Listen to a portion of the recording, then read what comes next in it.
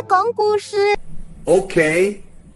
爺爺講安德魯王子的下半生，有顯貴走向沉淪，王子變成平民。安德魯王子自離婚及退伍後，開始陷入中年危機。1999年認識愛潑斯坦，接受他的招待，人生從此陷入沉淪。What a great evening, don't you think? Absolutely, it's been wonderful. 他以英國國際貿易與投資特別代表身份拜會各國政要。Ladies and gentlemen, I stand before you today to discuss the critical issues facing our global economy. 包括阿塞拜疆和美國總統以及中國駐英大使。You know, this is going to be the greatest event of the year, believe me. It is a pleasure to meet you, Your Highness. I believe we can reach an agreement that benefits both parties. 與俄羅斯總統及日本前首相亦有交往，並多次訪問中國，與各省市領導交流。Thank you so much. It's an honor to receive the Chatham House Prize. 仍與前妻莎拉同居住於溫莎小居，對前妻及女兒照顧有加。安德魯軍中的職銜擢升至榮譽中將。It's a pleasure to see you again, old friend. How have you been?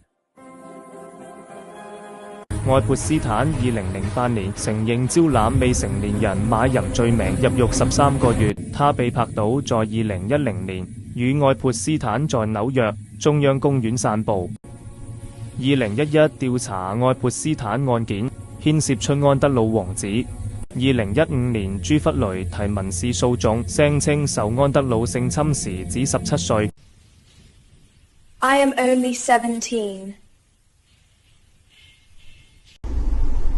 2019愛潑斯坦再被起訴，在獄中自殺。2019年接受 BBC 訪，雖然否認所有指控，卻引來災難性的結果。I was in Pizza Express。訪問播出，安德魯備受爭議。2019年宣布辭去所有公職。2021年朱弗雷在美國紐約南歐聯邦地區法院起訴安德魯。2022年庭外和解，據報女王代付數百萬英鎊律師費。女王守靈儀式特許她穿住軍裝，以示對母親尊重。2025年朱弗雷自殺身亡，家人呼籲取消安德魯王子頭銜。查爾斯三世撤銷其弟安德魯王子的王子頭銜、尊號及榮譽，他只能以安德魯蒙巴頓、溫莎名義活動並搬離皇室住所。I am now only Andrew Mountbatten Windsor. 哦，好听！请订阅、分享、同点赞。Thank you very much.